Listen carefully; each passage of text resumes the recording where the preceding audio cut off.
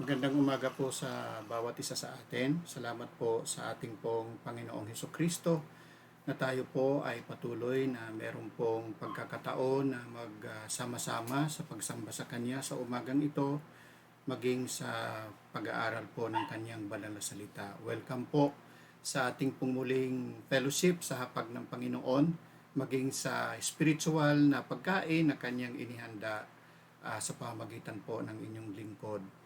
Ako ay personal na nagpapasalamat sa ating Panginoong Diyos sa Kanyang patuloy na pagbibigay sa akin ng kagalingan mula sa aking pong karamdaman ng ubo at saka sipon, at salamat sa Panginoon bagamat meron pa rin po akong kaunting ubo, pero pinalakas ako ng Panginoon upang ako ay makapagbahagi ng Kanyang salita maging sa umagang ito. So nawa ang salita ng Diyos na ating pong tutunghayan ay makita ang Kanyang kapangyarihan at siya ang maitaas at maluwalhati, at ang anumang kahinaan na makita sa inyong lingkod ay nawa ito ay matakpan ng kaluwalhatian ng ating pong Panginoong Hesukristo. So ngayon po ay buwan ng Enero, petsa 24. Ito po ay kung hindi po ako nagkakamali ay panghuling linggo na ng January. So welcome po sa ating pong patuloy na pag-aaral, at nawa ang araw na ito ay tunay na mapagpalang araw ng ating pong Panginoong Kristo. Salamat po na ang bawat isa sa atin ay naglalaan ng panahon na tayo po ay makipagniig sa Diyos sa tuwing linggo ng umaga, sapagkat ito ang araw na kung saan ikaw at ako ay talagang nararapat lang na maglaan ng panahon na siya ay ating pong sambahin. So welcome po sa ating pong muli pagbubulay ng Kanyang banal na salita. Alam natin ang ating Panginoong Kristo ay patuloy na nagbibigay po ng mga payo sa bawat isa sa atin. At ang mga payong ito ay hindi basta payo na inihahayag sa pamamagitan ng mga pangkaraniwang mga individual na katulad natin. Ito ay alam nating payo na nagmumula sa Kanya, siya ay Diyos. At ito ay makalangit na payo, at hindi lamang po ito mapapakinabangan sa kasalukuyan, kung hindi ito po ay lubos na mapapakinabangan hanggang sa mga darating pang mga panahon, hanggang sa tayo po ay Kanyang kunin at dalhin po sa Kanyang piling sa langit. Palagi po tayong pinapaalalahanan ng ating Panginoong Kristo na huwag tayong magkaroon ng espiritu ng pagkatakot sa mga bagay na nangyayari sa ating kapaligiran. Nawa hindi po tayo maglulumyanan, sapagkat ang Panginoong Kristo ay nagsasabi na siya ay palaging kasama po natin. Kaya nga, ang sabi niya, wag daw po tayo dapat na mag-alala, at hindi po dapat tayo mabigatan, bagos tayo po ay manatiling matatag sa ating pong pananampalataya sa Kanya. Ngayong umaga, ang Panginoong Kristo ay nagbibigay muli ng Kanyang mga pahayag at mga makalangit na payo sa bawat isa sa atin sa pamamagitan ng sulat po ni Lucas. Ito ay isa sa mga tinatawag nating Gospels. Alam natin ang Gospels, ito po ay unang 4 na aklat ng bagong tipan, ang Mateo, Marcos, Lucas at saka Juan. So nandito po tayo sa aklat po na sinulat ni Lucas, Kapitulo 21, talatang 32 hanggang talatang 36. At nais ko pong basahin ang mga salitang ito na ating pong pamamagatan, ang ating pong pag-aaral ng salita ng Diyos ng karapat-dapat na makatakas sa lahat ng mga bagay na ito. Ito ay hango sa talatang 36. So babasahin ko po ang mga talatang ito. Umpisa sa talatang 32.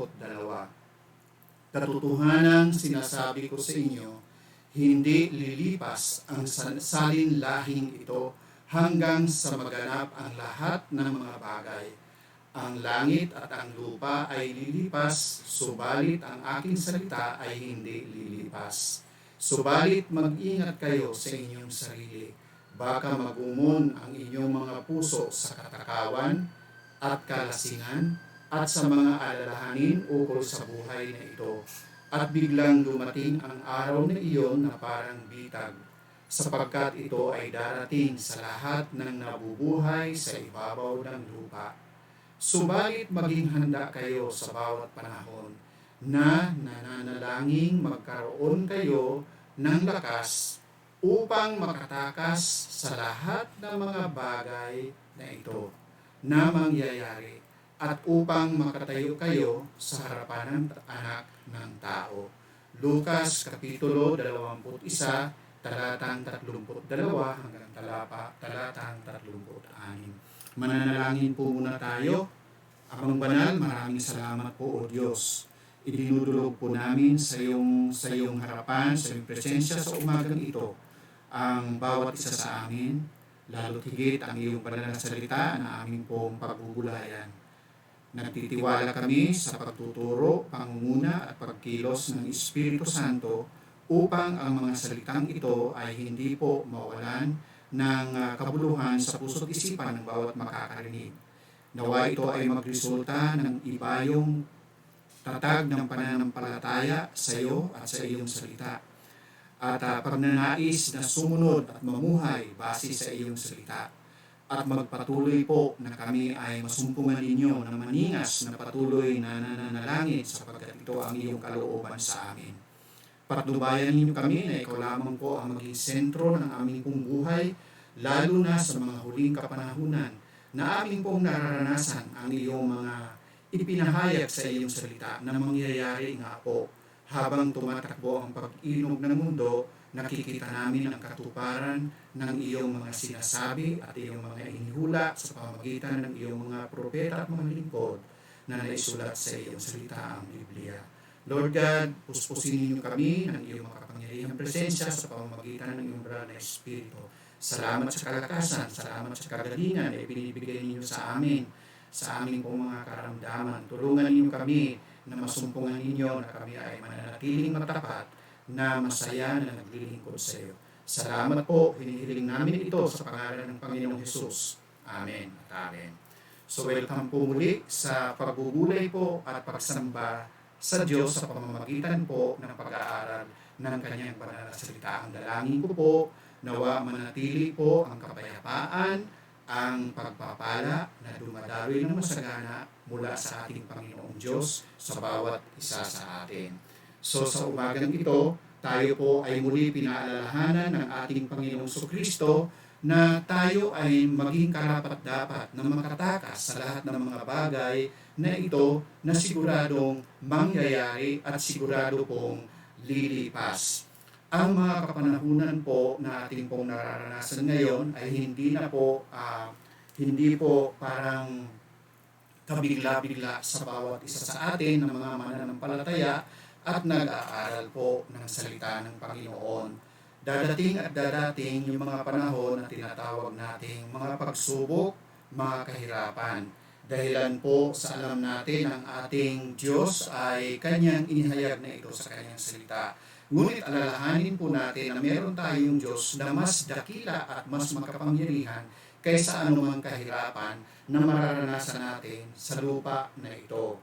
Ang ating Panginoong Kristo ay patuloy po na nagpapaalala sa atin mga dakila at banal na paalala upang ikaw at ako ay tunay na makapamuhay sa mundo na ito na talagang nakikita natin na unti-unti ito ay patungo sa kasiraan. Ang sulat nga po ni Apostol Pablo na kanyang isinulat sa aklat po ng Timoteo, sa aklat ng Timoteo, ikalawang Timoteo, Kapitulo 3, talatang 1 hanggang 5, ang sabi, ngunit alamin mo ito, na sa mga huling araw, darating ang magulong panahon. Ito ay sapagkat ang tao ay magiging maibigin sa kanilang sarili, mga maibigin sa salapi, mayayabang, mapagmalaki, mamumusong, masuwayin sa mga magulang, hindi mapagpasalamat, hindi banal. Sila ay walang pag-ibig, hindi mapagpatawad, mapanirang puri, walang pagpipigil sa sarili, mabagsik, hindi mapagmahal sa kabutihan. Sila ay mga taksil, mga hindi mapigil at mga mapagpalalo. Iniibig nila ang kalayawan kaysa sa ibigin nila ang Diyos. Sila ay may anyo ng pagkamakadiyos, ngunit ipinagkakaila ang kapangyarihan ito. Iwasan mo ang mga taong ito.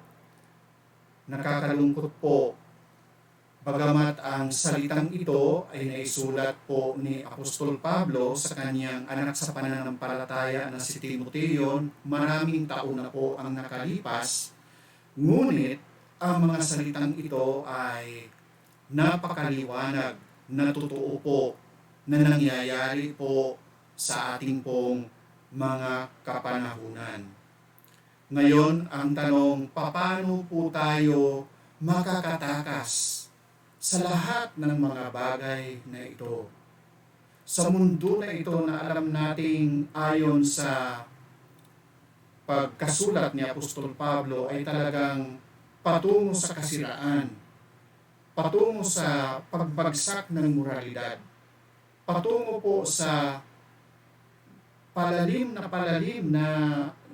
mga gawa ng kasalanan na alam nating dating talagang hindi natin tinatanggap sapagkat ito ay alam nating karumal-dumal sa harapan ng Diyos. Ngayon po ay tanggap na po ng napakaraming mga tao. Na kung papaano ang pagsisinungaling, dati ay talagang pag narinig natin ang isang tao na alam nating hindi totoo ang sinasabi ay parang napakabigat sa ating pandinig. Ngunit ngayon ito ay pangkaraniwan na lang at tinatanggap na ng napakaraming mga tao. Kapag nakarinig po tayo ng mga malalaswang salita, lalo na sa mga tao na tinitingala natin, dati ito po ay bibigay sa atin ng lubhang kalungkutan. Ngunit ngayon, maging ang mga mananampalataya ay naghahalakhakan at itinuturing na parang biro-biro na lang ang mga malalaswang mga pananalita, ang mga salita na walang pagrespeto sa ating kapwa-tao. Nakalungkot na mangyari. Paano tayo makakatakas sa lahat ng mga bagay na ito? Alam po natin na ang sulat po na ating pong tinitingnan sa kasalukuyan na kung saan ay isinulat po ito ni Lucas na dadating ang panahon na ang Panginoong Jesucristo ay babalik upang isakatuparan ang kanyang mga pangako na tatapusin ang lahat ng mga ito sa kanyang muling pagbabalik. Kaya nga, ngayong umaga, ikaw at ako ay binibigyan po ng paalala ng Panginoong Jesucristo upang tayo po ay maging karapat-dapat na makatakas sa lahat ng mga bagay na ito na alam nating magkakaroon ng katuparan at ito po ay mangyayari. Mga paraan upang makatakas sa lahat ng mga bagay na ito. Ang unang-unang paraan na itinuturo ng ating pong Panginoong Jesucristo sa pamamagitan po ng sulat po ni Lucas ay ang pagiging matatag sa ating pong pananampalataya. Manatili po tayong matatag sa ating pong pananampalataya sa ating Panginoong Jesucristo, sa ating pong Diyos na siyang nagmahal sa bawat isa sa atin, at papaano po natin siya mapapakitaan ng matatag na pananampalataya. Yan ay sa pamamagitan ng ating pong pagtugon sa kanyang ipinahayag sa kanyang banal na salita, walang iba kung hindi ang Biblia. Ang sabi po sa Lucas Kapitulo 21, talatang 32 hanggang 35, ang sabi po, katotohanan sinasabi ko sa inyo, hindi lilipas ang sanlahing ito hanggang sa maganap ang lahat ng mga bagay. Ang sanlahi na hindi po lilipas hanggang maganap ang lahat ng mga bagay na ito po ay ang lahi po ng pinagmulan ng ating Panginoong Jesucristo, at yan po ay ang mga Hudiyo. Alam natin na kahit na anong gawin ng tao na palisin, uburahin ang lipi ng mga Hudyo, ito po ay hindi kailanman mawawala.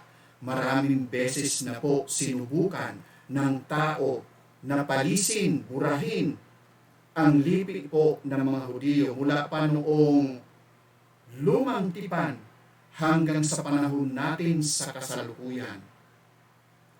Ang pinakahuli na alam ko po, hindi ko alam kung merong pinaka mas huli pa, ang alam ko po ay noong pangalawang digmaang pandaigdigan, World War II, na kung saan ang mga Hudyo ay talagang grabe ang pagpatay. Grabe ang pahirap. Ngunit hindi po mapapalis ang lahi ng mga Hudyo sapagkat sila po ay nasa ilalim po ng makapangyarihan at banal na proteksyon ng Diyos. Kaya nga ang sabi, katotohanan sinasabi ko sa inyo, hindi lilipas ang sanlahing ito, ang mga Hudyo, hanggang sa maganap ang lahat ng mga bagay na ito. So magkakaroon po ng pagkatapos o pagkaganap sa lahat ng mga bagay na ito. Ang sabi dito sa talatang 33, ang langit at ang lupa ay lilipas. Ang langit at lupa ay lilipas. Ano ibig sabihin nito? Lahat ng mga bagay na ito ay lilipas. Lahat ng mga ito ay mawawala. Lahat ng mga ito ay masisira. Lahat ng mga ito ay mabubulok. Ngunit sabi dito, subalit ang aking salita ay hindi lilipas. Ito po yung maganda. Ang salita ng Diyos, sinabi ng Diyos na ang kanyang banal na salita, hindi kailanman ito masisira. Ito ay mananatili magpakailanman. Talatang 34, subalit mag-ingat kayo sa inyong sarili, baka magumon ang inyong mga puso sa katakawan at kalasingan at sa mga alalahanin ukol sa buhay na to. At biglang dumating ang araw na yon. Ano yung araw na yon? Yung pagdating ng ating pong Panginoong Kristo, yung pagbabalik muli ng ating Panginoong Kristo, na parang bitag. Talatang 35, sapagkat ito ay darating sa lahat ng nabubuhay sa ibabaw ng lupa. Habang nandito pa po tayo, manatili po tayong maging matatag sa ating pong pananampalataya sa ating Panginoong Kristo at sa kanyang banal na salita, walang iba kung hindi ang kanyang Biblia. Ang Biblia po, manatili tayong matatag sa pananampalataya sa pamamagitan ng mga katotohanan na ating pong tinitingnan ngayong umaga. Ang sabi po niya sa kanyang salita sa Lucas 20, kapitulo 21, talatang 32 hanggang 33, ang sabi po, katotohanang sinasabi ko sa inyo, hindi lilipas ang saling lahing ito hanggang sa maganap ang lahat ng mga bagay. Pansinin po ninyo yung talatang 33. Ang langit at ang lupa ay lilipas, subalit ang aking salita ay hindi kailanman lilipas. Ano ang ipinapahayag ng Panginoon sa pamamagitan ng talatang ito? Pinapaalalahanan po tayo na ikaw at ako ay hindi po magtiwala sa mga bagay na nasa langit at nasa lupa. Ano yung mga nasa langit? Hindi po yung langit na kinaroroonan ng Diyos, kung hindi po yung langit na nakikita natin. Yung kalawakan, yung alapaap, o yung mga planeta. Alam niyo mga kapatid, Maraming mga tao ang nagtitiwala sa mga planeta, sa mga bituin. Ano ang tawag nila dyan? Horoscope. Marami pa rin ang nagtitiwala sa mga ganun. Marami ang nagpapahula at nakakalungkot. Maraming mga practicing Christian o nagsasabi sila ay mga Kristiyano, pero makikita mo ay nagkukonsulta palagi sa mga horoscope, sa mga manghuhula.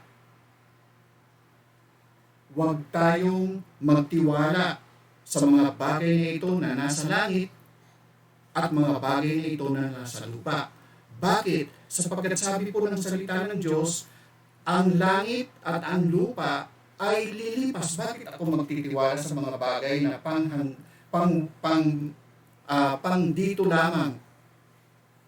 Bakit ako magtitiwala sa mga bagay na alam kong masisira at lilipas at mawawala din? Magtitiwala ako sa alam ko ay hindi kailanman maapektuhan ang lahat ng mga ito, na ito ay hindi masisira, ito ay hindi mabubulok, ito ay mananatili magpakailanman. Ano ang bagay na hindi po masisira at mananatili magpakailanman? Ang sabi dito, subalit ang aking salita ay hindi lilipas. So magtitiwala ako sa salita ng Diyos sapagkat alam ko ang salita ng Diyos ay mananatili magpakailanman. Minsan ang mga pilosopo sasabihin, o ang Biblia, di ba pag sinunog yan, masusunog, magliliyab yan. O kapag ibinaon mo sa lupa yan, mabubulok yan. Mabubulok itong material na bagay na to, ngunit ang salita na laman nito, kahit kailanman, hindi ito masisira, ito ay mananatili magpakailanman. Maraming beses na po sinubukan ng napakaraming mga tao na sirain po ang salita ng Diyos. Ngunit kahanga-hanga ang pagkilos ng Panginoon at pagsasakatuparan ng kanyang pangako ng kanyang salita ay mananatili magpakailanman hanggang ngayon. Ito po ay nandito, ito po ay hindi lamang kapakinabangan noong unang panahon, hindi lamang ngayon kung hindi hanggang doon pa po sa eternidad. Ito ay mananatili magpakailanman. So ikaw at ako nawa ay mananatiling nagtitiwala sa salita ng Diyos. Ang lahat na nakapaligid sa atin ay temporary lamang, panandalian lamang. Ngunit kiniklaim, inaako ng ating Panginoong Kristo na ang kanyang salita ay mananatili magpakailanman. Ito ay pangwalang hanggan at mananatili hanggang sa mga panahon na darating at hanggang sa mga panahon hanggang doon pa sa kabilang buhay. Kapag ang lupa na to ay mabulok at masira at ito ay maging abo at ang mga bituin at ang mga planeta ay mga hulog at ito ay masunog ng nagniningas na apoy at ang kalangitan ito ay mawala, ang salita ng Diyos, ang Biblia ay mananatili magpakailanman. Magtiwala tayo sa alam nating hindi po apektado ng kahit na anong bagay sa mundo na ito at hindi mahadlangan at hindi mapapalis at hindi mawawala. Yan po ay ang salita ng ating pong Panginoong Hesukristo. Ang sabi po sa Hebreo, Kapitulo 4, talatang 12, sapagkat buhay at mabisa ang salita ng Diyos, at higit na matalas ito kaysa alinmang tabak na may 2 talim. Bumabaon ito hanggang sa ikapaghihiwalay ng kaluluwa at ng espiritu at ng kasukasuan at utak ng buto. Nakakatalos ito ng mga pag-iisip at mga saloobin ng puso. Sa mundo na ito na patuloy na parang lasing at mahilo-hilo sa mga nangyayari sa ating pong kapanahunan, kailangan po natin ng alam nating permanente at nananatili at hindi kailanman matitinag at hindi kailanman magagalaw na mga pangyayari sa ating pong kapanahunan na kung saan ating pagbabasihan ng ating uri ng buhay at ipinapamuhay. At ang salita ng Diyos ay matatag na tatayo magpakailanman. May mga bagay sa mundo na ito na alam nating mananatili magpakailanman. Doon po tayo humawak ng ating pong katatagan sa ating pananampalataya. Una na ay ang Diyos. Ang Diyos ay mananatili magpakailanman. Ang Panginoong Kristo ay mananatili magpakailanman sapagkat sila ay eternal.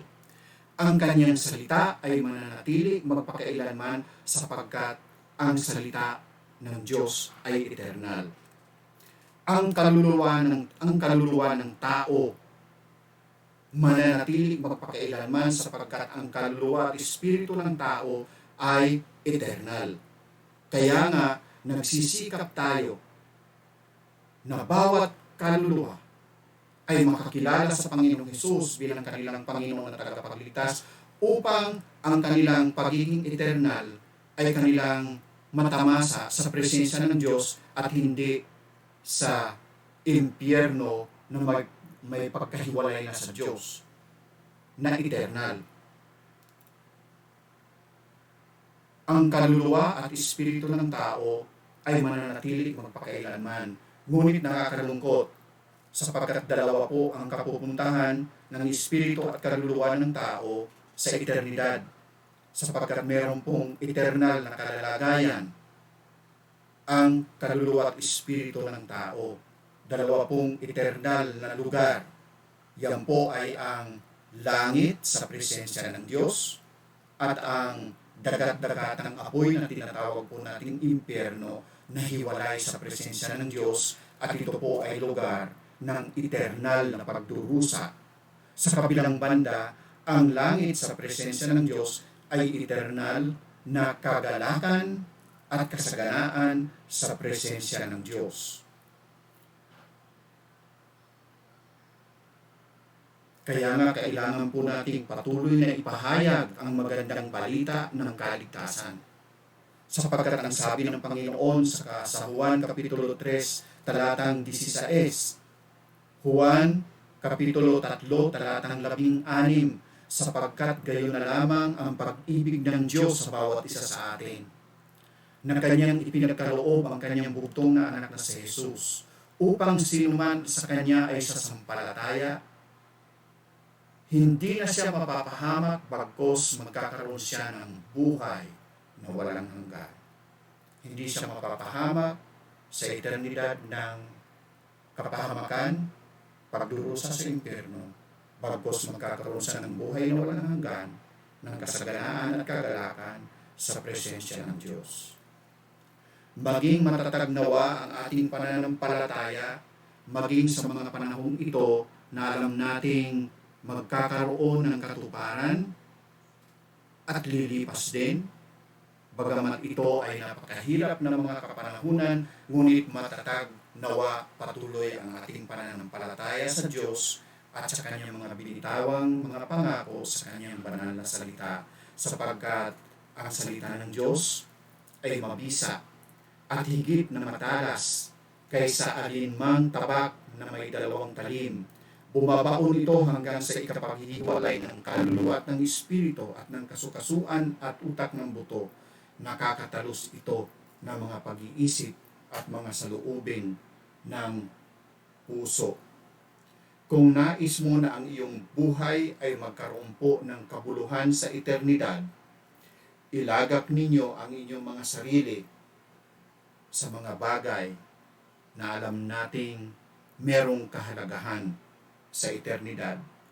Sa alam nating hindi masisira at maapektuhan sa mga bagay na ito na nangyayari sa ating kapanahunan.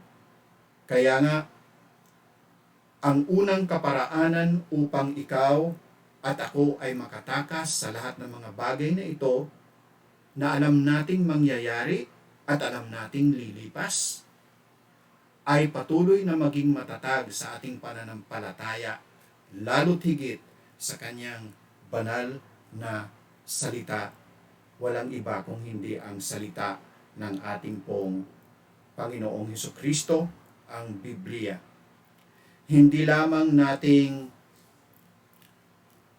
pagtiwalaan ang salita ng Diyos, kung hindi ang sabi sa Lucas Kapitulo 21, talatang 34 hanggang 35, sabi, "Subalit mag-ingat kayo sa inyong sarili, baka magumon ang inyong mga puso sa katakawan at kalasingan at sa mga alalahanin ukol sa buhay na to. At biglang dumating ang araw na iyon na parang bitag." Alam natin na yung biglang dumating ang araw na iyon na parang bitag, yan po yung muling pagbabalik ng ating Panginoong Kristo, sapagkat ang muling pagbabalik ng Panginoong Kristo ay biglaan, sa panahon na hindi po natin inaasahan. At sa mga nangyayari po sa ating kapanahunan, nakikita ko po na ito ay marahil mga paalala sa atin na tayo ay bumalik sa Diyos.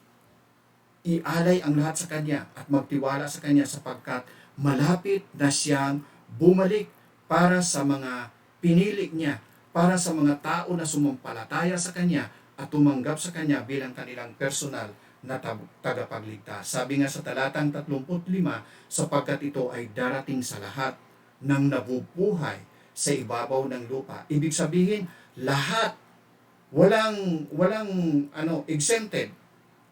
Lahat ay apektado sa kanyang muling pagbabalik. Walang makakatakas, walang makakatago. Lahat ng uri ng tao ay maaapektuhan sa kanyang muling pagbabalik. Ngunit ito po ang paalala sa atin. Hindi lamang po tayo magtiwala sa kanyang banal na salita, kung hindi ikaw at ako ay patuloy na sumunod. Sundin ang salita ng Diyos. Ipamuhay ang salita ng Panginoon. Ano po yung warning sa mga salitang ito? Sabi dito, mag-ingat ang bawat isa sa atin. Yung sarili natin, pakaingatan natin. Saan tayo dapat na mag-ingat? Sa mga bagay na ito na nasa sanlibutan na ito. Ang sabi dito, ano ang nasa sanlibutan na ito? Magumon ang inyong mga puso sa katakawan. Okay? Ano yung salitang magumon? Nakakatakot yung salitang magumon sa Tagalog o magumon. Sa wikang Ingles, ang salita na ginamit ay weighed down, weigh o pabigat. Ang salitang ito ay nagpapaalala sa atin sa isang bagay na napakabigat. Tapos ipapatong sa ating mga puso, na kung saan hindi lamang ipinatong, kung hindi ito po ay talagang didiinan pa, ipipress ng gusto, hanggang sa ito ay lubhang mabigatan at lubhang bumagsak na sa grabing bigat na nangyayari. Ano itong mga bagay na ito na nasa sanlibutan na posibleng maging sobrang pabigat sa atin? Mag-ingat daw po tayo ng ating mga puso ay mabigatan ng husto. Una, katakawan. Sa wikang Ingles ay carousing or excess. Tama yung Tagalog, katakawan, sobra-sobra. Lahat ng bagay ay sobra-sobra. Excess. Mag-ingat tayo. Maging disiplinado po tayo sa lahat ng bagay na hindi po sosobra, sapagkat yung mga bagay na kagamit-gamit at nakakabuti sa atin, kapag sobra-sobra na rin, ito ay nakakasama. Kailangan po ng disiplinado na paggamit sa mga bagay na alam nating ipinagkatiwala ng Diyos sa bawat isa sa atin. Sorry po.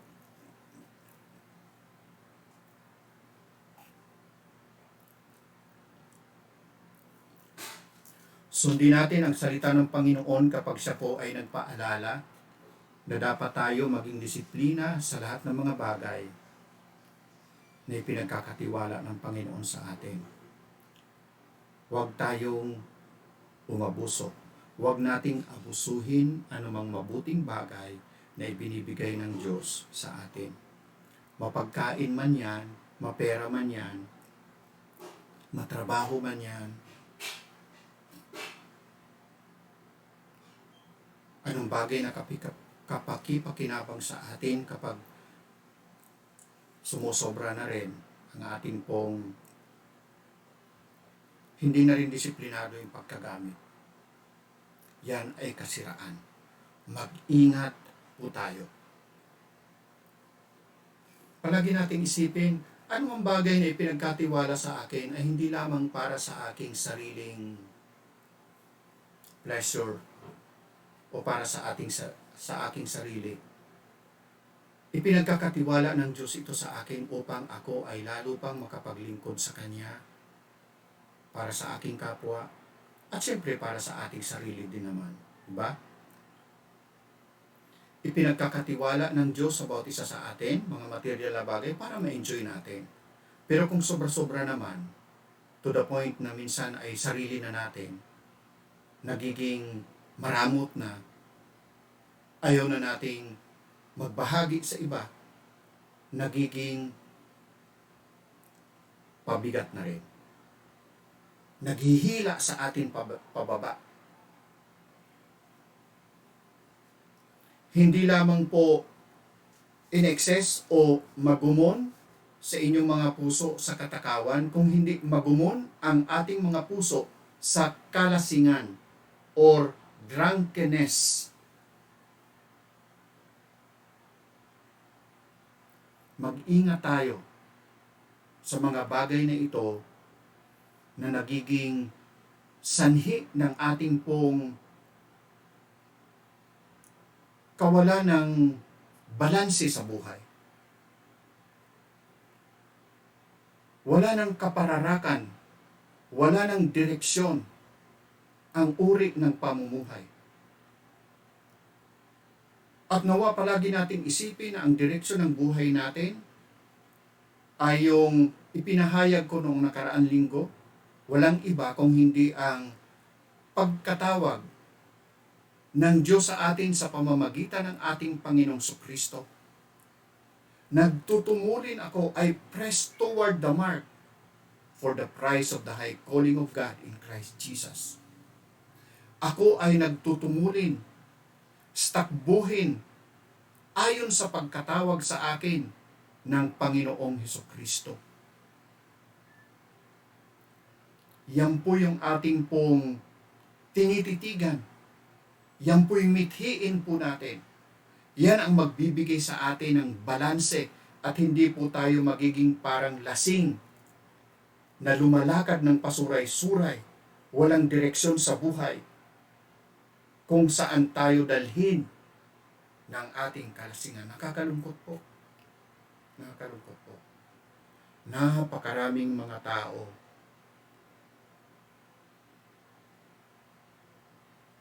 marurunong, matatalino, may mga mataas na pinag-aralan.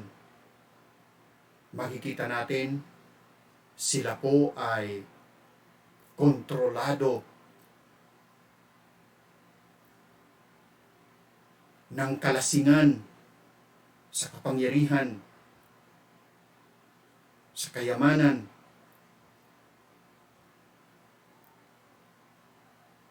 sa popularidad. Marami ring mga tao na walang hindi nakatapos ng pag-aaral, ngunit nakakalungkot ang kanilang buhay din po ay walang patutunguhan. Sa lahat ng estado ng sosyedad na ating ginagalawan, napakaraming tao ang kailangan ng Panginoong Hesukristo at ang kanyang banal na salita.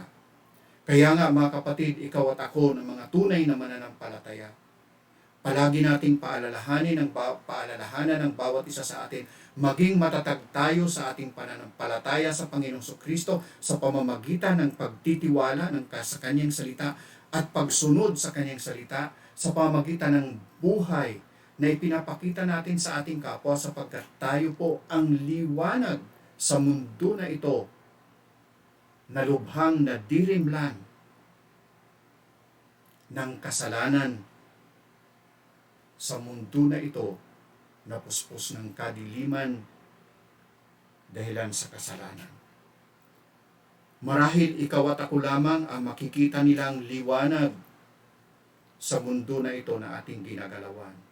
At ang tinitingnan nila ay ang buhay natin na sumusunod sa salita ng Diyos at ipinapamuhay ang salita ng ating pong Panginoong Jesucristo. Pangatlo, ang sabi po dito, huwag tayong mag-alala. At sa mga alalahanin ukol sa buhay na ito, pansinin po ninyo kung anong uring buhay meron sa mundo na to. Ang uri ng buhay sa mundo na ito ay puno ng katakawan, puno ng kalasingan at puno ng mga alalahanin. Salamat sa Diyos, ang buhay natin ay hindi hanggang dito sa lupa lamang. Sapagkat kung hanggang dito sa lupa lamang ang buhay natin, sobrang napakabigat at napakalungkot. Sabi nga, huwag nating hayaan ang mga puso natin ay magumon o lubhang mabigatan at ma-press down.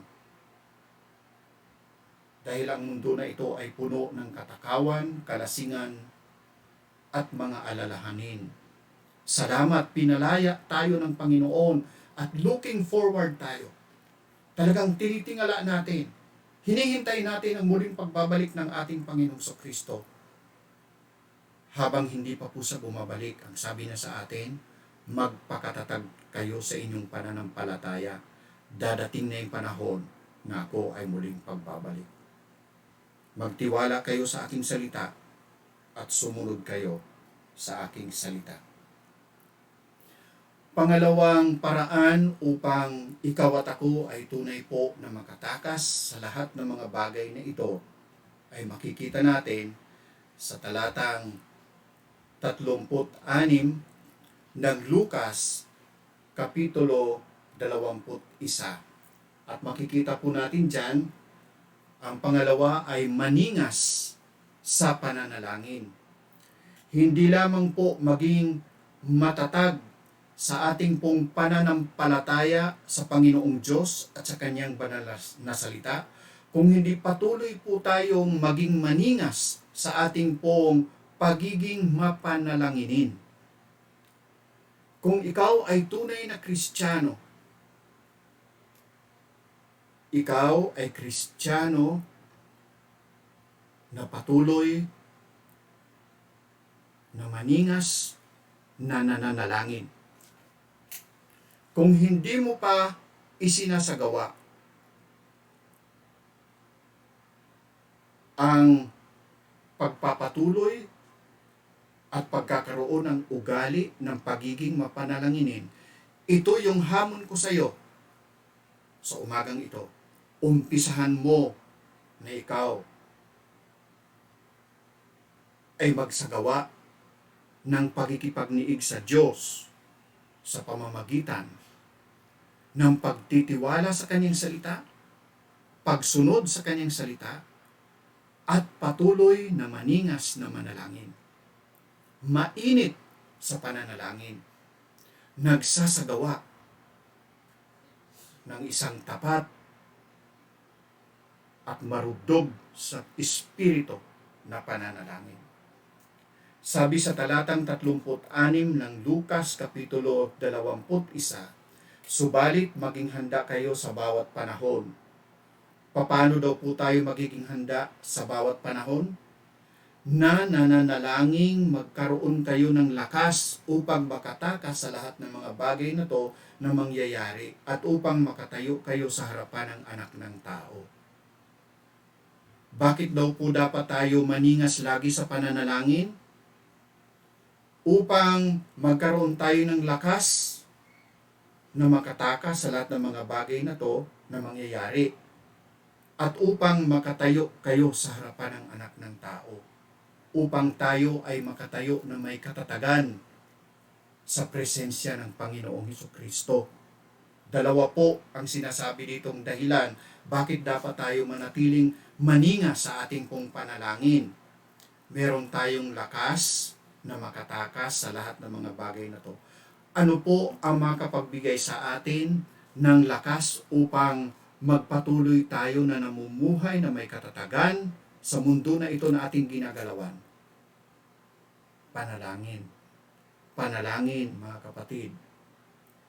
Kung tayo ay nananalangin noon, lalo na sa panahon natin sa kasalukuyan, na nararanasan po natin itong krisis na to sunod-sunod po, mas lalo pa po nating paningasin, painitin, maglagablab nawa ang bawat isa sa atin sa pananalangin. Sapagkat dito po tayo kumukuha ng lakas. Hindi po marahil batid ng marami po sa atin na ikaw at ako ay bunga ng mga panalangin. Ang buhay natin ay sunod-sunod po na mga kasagutan sa mga panalangin. Marahil umpisa pa sa mga magulang natin, sa mga mahal sa buhay natin, sa kapwa Kristiyano natin, sa simbahan na kung saan tayo po ay napapabilang. Tayo po ay resulta po yung mga nangyayari po sa atin. Ano bang bagay na ating pong natatamasa sa kasalukuyan, ito ay resulta po sa pananalangin.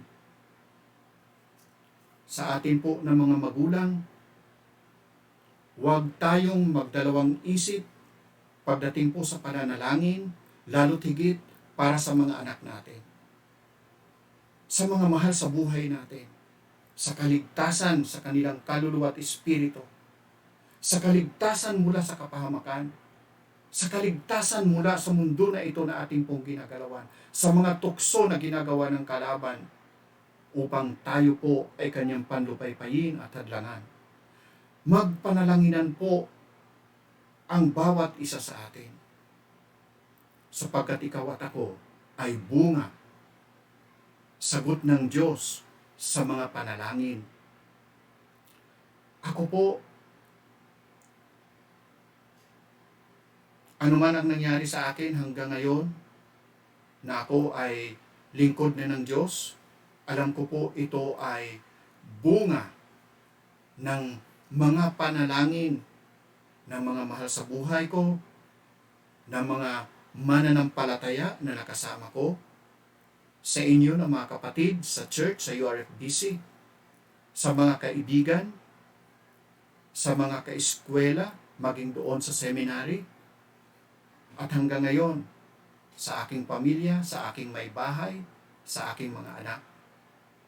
Alam ko po, ang lahat ng mga ito ay sagot ng Diyos sa mga panalangin ng bawat isa sa atin. Kaya huwag tayong manghinayang na bigyan natin ng prioridad ang ministeryo ng pananalangin. Nag-aaral po kami ng aklat po ng Revelation at ito po ay palaging pinapaalala ng aking may bahay ni Susie. Sabi niya lagi na ang mga panalangin ng mga mananampalataya ay inilalagay sa isang sisidlan ng Diyos, at ito ay babangong insenso na talagang pakakawalan sa panahon ng pagsamba sa Diyos doon po sa kalangitan. The prayer of the saints, mabangong samyo sa ating Panginoong Diyos. Kaya nga anumang panalangin na ating pong ipinapanalangin sa Diyos ay hindi po kailanman mawawala ng kabuluhan. Maningas po nawa tayo lagi sa panalangin. Ito po yung ating pong lakas, lalo't higit sa panahon sa kasalukuyan at sa mga panahon pang darating. Maningas nawa ang bawat isa sa atin sa ating pong pananalangin. Ang Panginoong Kristo ay nagpaalala sa kanyang mga disipulo sa sulat po niya sa Marcos. Ang sabi po niya sa Marcos, Kapitulo 14 hanggang talatang 38 o 38, manatili kayong gising at manalangin upang huwag kayong pumasok sa tukso. Ang espiritu ay nagnanais, ngunit ang katawan ay mahina. Mga kapatid, ang panalangin po ang panlaban natin sa mga tukso sa mundo na ito na ating pong ginagalawan. Alalahanin natin yung mga tukso na dumadating po sa buhay ng bawat isa sa atin. Anong sabi po sa unang talata na ating pong binasa? Na ang mundo na ito ay puno ng katakawan. Ang mundo na ito ay mundo ng kalasingan. Ang mundo na ito ay mundo na puno ng alalahanin. So ano po ang ating pong panlaban sa lahat ng mga ito? Ang panlaban po sa lahat ng mga ito, walang iba kung hindi po pananalangin. Magpatuloy po tayong maningas sa ating pong pananalangin at pagdulog sa presensya ng Diyos sa pamamagitan ng ating pananalangin. Sandali lang po at ang aking pong laptop ay mababa na yung battery. I-charge ko lang po. Pasensya na po.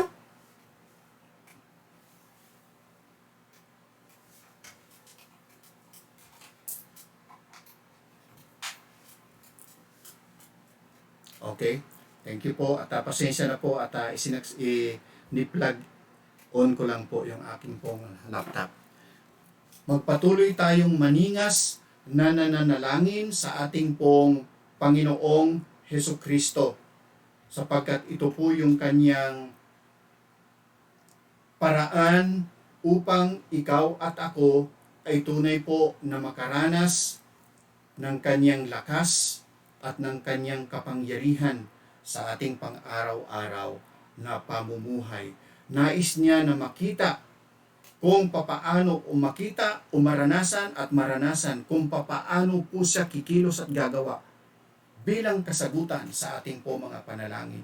Kung papaano po niya tayo patatatagin sa ating pananampalataya sa pamamagitan ng mga panalangin na kanyang hinahawakan muna bago niya sagutin upang ikaw at ako ay magpatuloy na maningas na dumulog sa kanyang presensya sa pananalangin. Hindi upang tayo po ay pabigatan, kung hindi upang ikaw at ako ay kanyang patatagin at palaguin sa ating pong pananampalataya sa ating Panginoong Hesukristo. Ang sabi sa Lucas,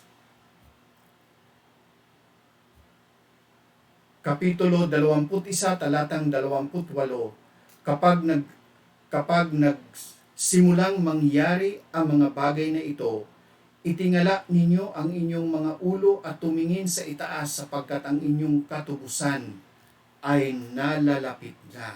Mga kapatid, magpatuloy tayong maningas sa ating pong mga panalangin sapagkat alam natin ang Panginoong Hesukristo ay malapit nang bumalik. Ikaw at ako ay manatiling matatag sa ating pananampalataya sa Diyos sa pamamagitan ng pagtitiwala sa Kanyang salita, pagsunod sa Kanyang salita, sa pamamagitan ng pagpapatuloy na maningas, mainit sa ating pong pagiging mapanalanginin sapagkat alam natin yung mga bagay na nangyayari sa ating kapanahunan, ito po ay hindi aksidente.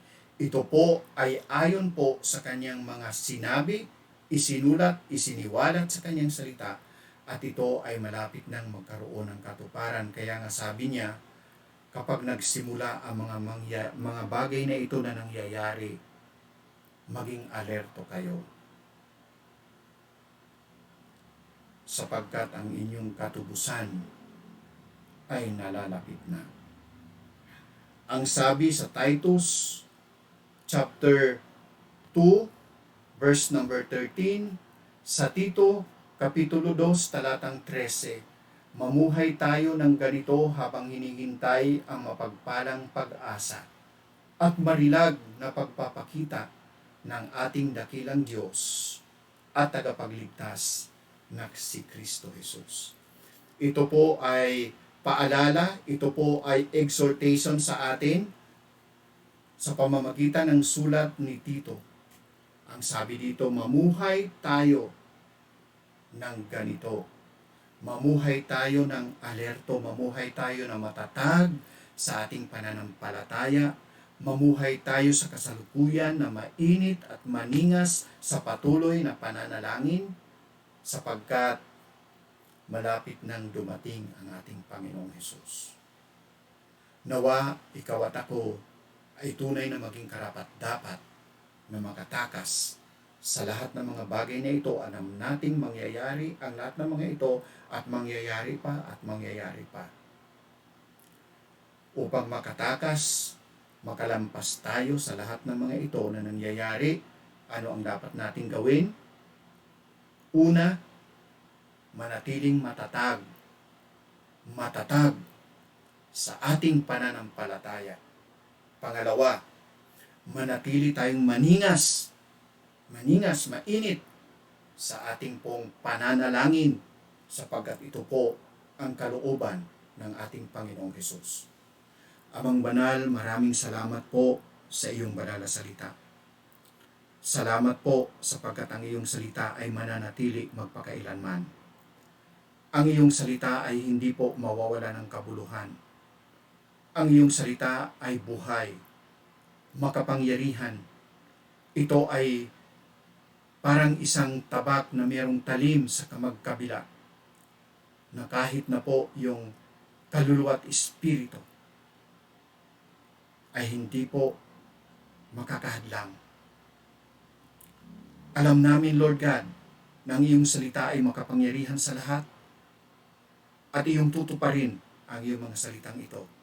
Tulungan ninyo kami na matatag na nagtitiwala at namumuhay na may pagsunod sa iyong salita. Salamat po, Panginoon. Tulungan ninyo kami na hindi po baliwalain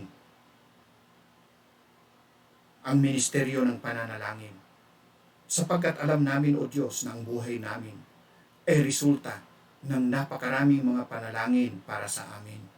At resulta din po ng aming mga personal na panalangin.